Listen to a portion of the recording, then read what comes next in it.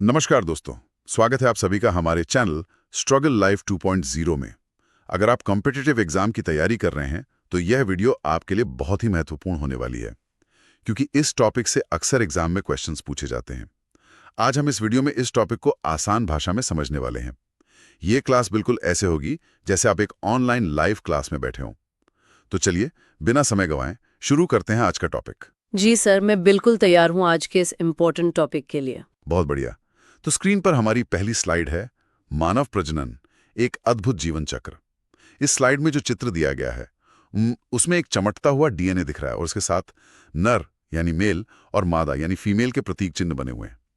ये चिन्ह असल में जीवन की शुरुआत को दर्शाते हैं। अच्छा, तो ये सिंबल्स शुरुआत को दिखा रहे हैं? बिल्कुल। अब मैं पीडीएफ का टेक्स्ट पढ़ता हूं। पहली लाइन है, मनुष्य लैंगिक प्रजनन करने वाले जरायुष प्राणी हैं। इसका सीधा सा मतलब है कि इंसान सीधे बच्चे को जन्म देते हैं, अंडे नहीं देते। सर, क्या सभी जीव जरायुज होते हैं?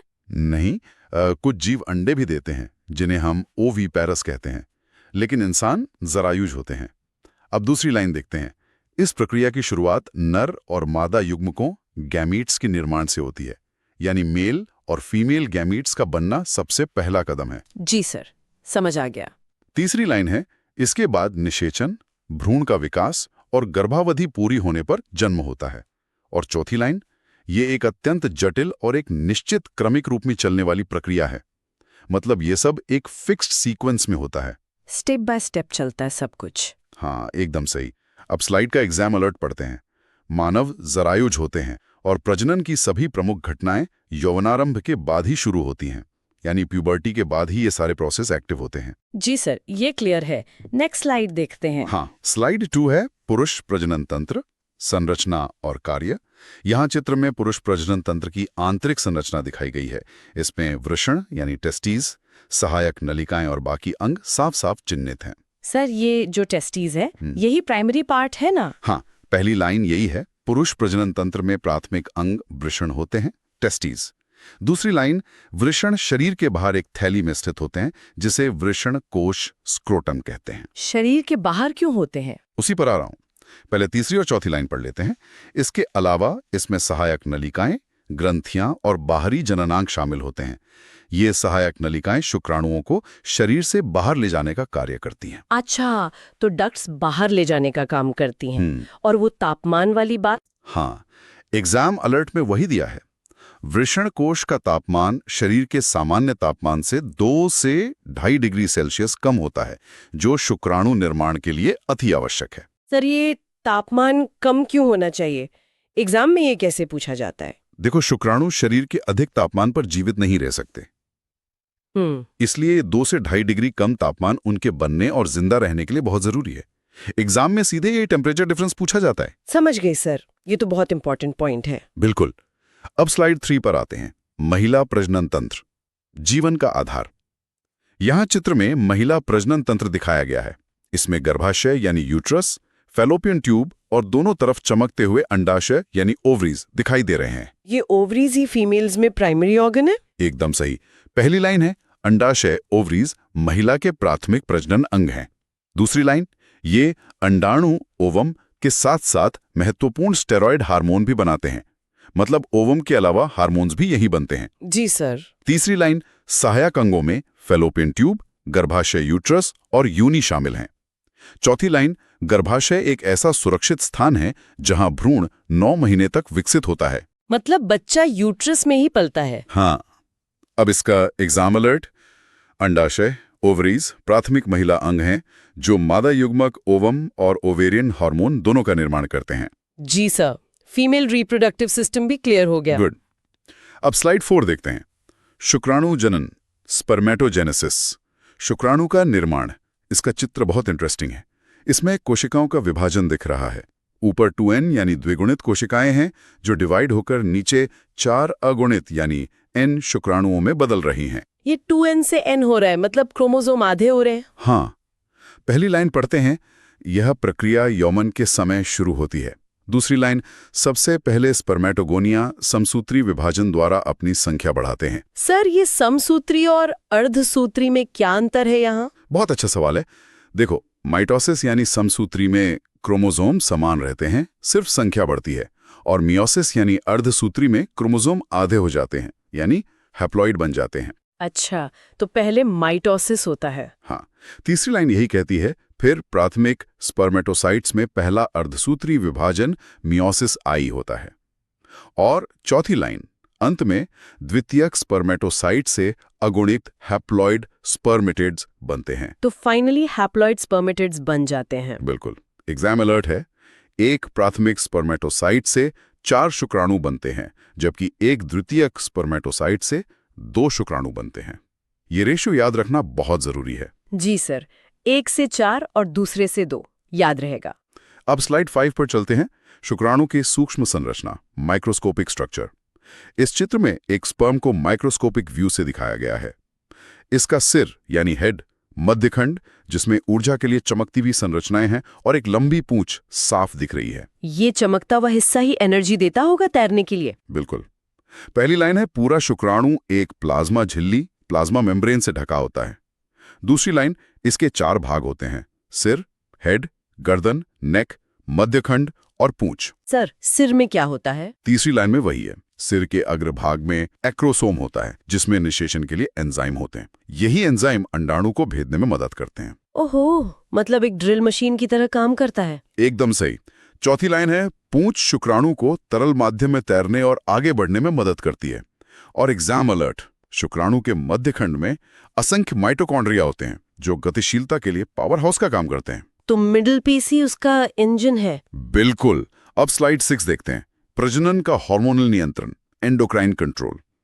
इस चित्र में इंसान का मस्तिष्क और पुरुष अंग वृषण को जोड़ने वाली ऊर्जा रेखाएं दिखाई गई हैं, जो LH और FSH हार्मोन के फ्लो को दर्शाती हैं। मतलब सारा कंट्रोल ब्रेन से ही हो रहा है। हाँ जी। पहली लाइन, यौवनारंभ पर हाइपोथैलेमस से GnRH हार्मोन का स्राव तेजी से बढ़ता है। दूसरी लाइन, यह हार्मोन पीयूष ग्रंथि पिट्यूटरी को LH और FSH निकालने के लिए प्रेरित करता है। पीयूष ग्रंथि यानी पिट्यूटरी ग्लैंड। हाँ, तीसरी लाइन, LH लेडिक कोशिकाओं पर काम करता है ताकि टेस्टोस्टेरोन बन सके।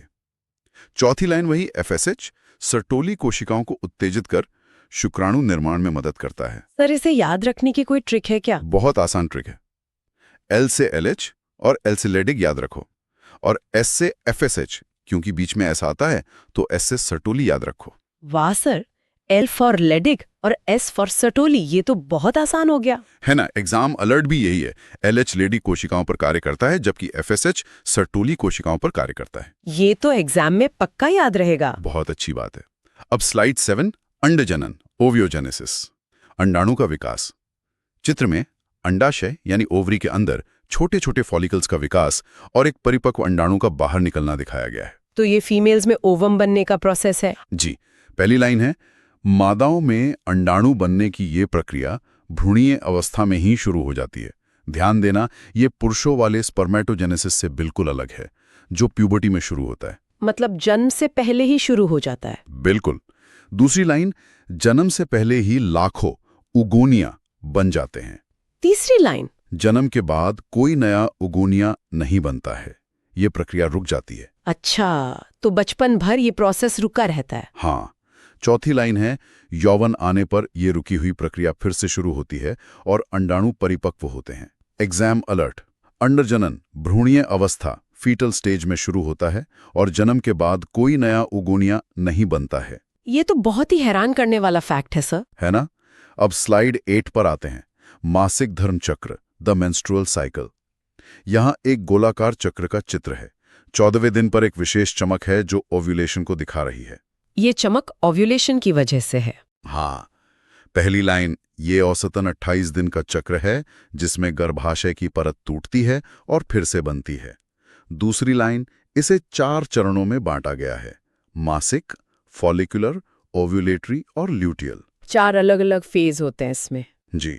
तीसरी लाइन, इस दौरान एस्ट्रोजन और प्रोजेस्टेरॉन हार्मोन का स्तर लगातार बदलता रहता है। चौथी लाइन, अगर गर्भावस्था नहीं होती है तो एंडोमेट्रियम टूट जाती है और नया चक्र शुरू होता है। और वो 14वें दिन वाला क्या कॉन्सेप्ट है सर? वही हमारा एग्जाम अलर्ट है। चक्र के मध्यवर्ष लगभग 14वें दिन अधिकतम LH सर्ज होता है, जो ग्राफियन फॉलिकल को फाड़कर अंडोत्सर्ग ओव्यूलेशन कराता है, यानी LH हार्मोन पीक पर होता है। अच्छा, LH सर्ज की वजह से ओव्यूलेशन होता है, समझ गए। गुड। अब स्लाइड 9, निषेचन, फर्टिलाइजेशन, जीवन का आरंभ। चित्र में बहुत सारे शुक्राणु एक बड़े गोल अंडाणु की तरफ तैरते हुए जा रहे हैं और एक शुक्राणु उसके अंदर प्रवेश कर रहा है। सिर्फ एक ही अंदर जा पाता है ना? हाँ, पहली लाइन पढ़ती हूँ। वीर्य सेचन इंसेमिनेशन के दौरान शुक्राणु योनि के माध्यम से गर्भाशय में प्रवेश करते हैं। दूसरी लाइन, गतिशील शुक्राणु तेजी से तैरते हुए फैलोपियन ट्यूब तक पहुंचते हैं। तो फर्टिलाइजेशन फैलोपियन ट्यूब में होता है। बिल्कुल। तीसरी लाइन, यहाँ एक शुक्राणु अंडाणु ओवम के आवरण को भेद कर उसके अंदर प्रवेश करता है। चौथी लाइन, शुक्राणु और अंडाणु के केंद्रकों का मिलन होता है जिससे एक द्विगुणित युग्मनज जाइगोट बनता है। N और N मिल के 2N जाइगोट बन गया। एकदम सही। एग्जाम अलर्ट, निषेचन की है महत्वपूर्ण प्रक्रिया विशेष रूप से फैलोपियन ट्यूब के एम्पुलरी क्षेत्र में ही संपन्न होती है। एम्पुलरी रीजन बहुत इंपॉर्टेंट वर्ड है। जी सर, एम्पुलरी क्षेत्र, नोट कर लिया। अब स्लाइड 10, भ्रूण का विकास और प्रत्यारोपण, इम्प्लांटेशन। चित्र में कोशिकाओं का एक गुच्छा जिसे ब्लास्टोसिस्ट कहते हैं, गर्भाशय की लाल रंग की दीवार यानी एंडोमेट्रियम में चिपकता हुआ दिखाया गया है। ये जाइगोट के बाद का स्टेज है? हाँ, पहली लाइन है युग्मनज विभाजित होकर पहले मोरुला और फिर ब्लास्टोसिस्ट बनता है। दूसरी लाइन, ये ब्लास्टोसिस्ट गर्भाशय की दीवार एंडोमेट्रियम में धंस जाता है। इसे प्रत्यारोपण कहते हैं।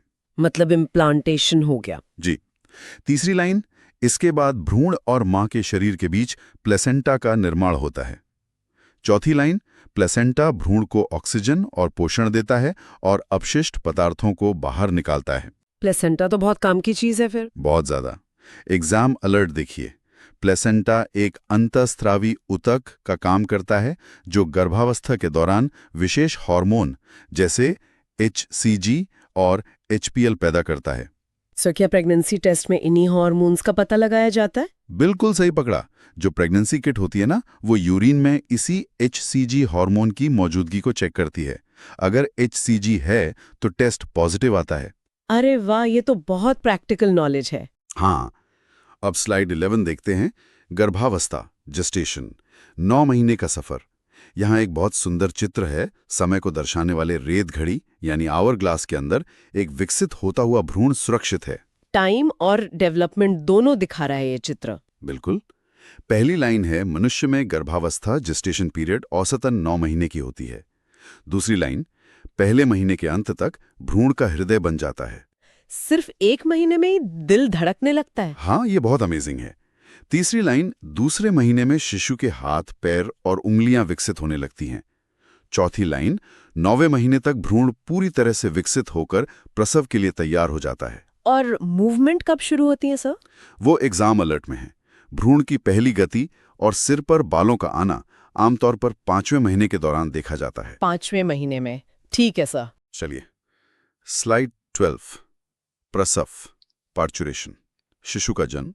चित्र में मस्तिष्क और गर्भाशय के बीच तंत्रिका संकेतों को प्रकाश की किरणों के रूप में जाते हुए दिखाया गया है। मतलब नर्वस सिस्टम का भी रोल है डिलीवरी में? बहुत बड़ा रोल है।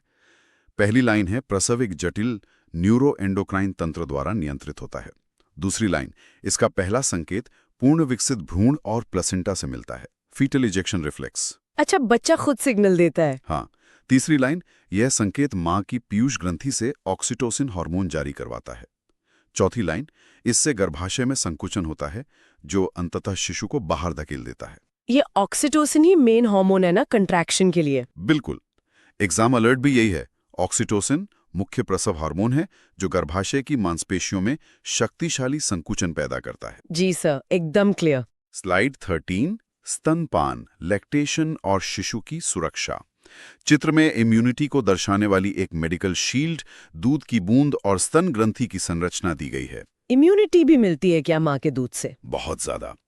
पहली लाइन पढ़ते हैं, गर्भावस्था के अंत में स्तन ग्रंथियां मैमरी ग्लैंड्स दूध का उत्पादन शुरू कर देती हैं।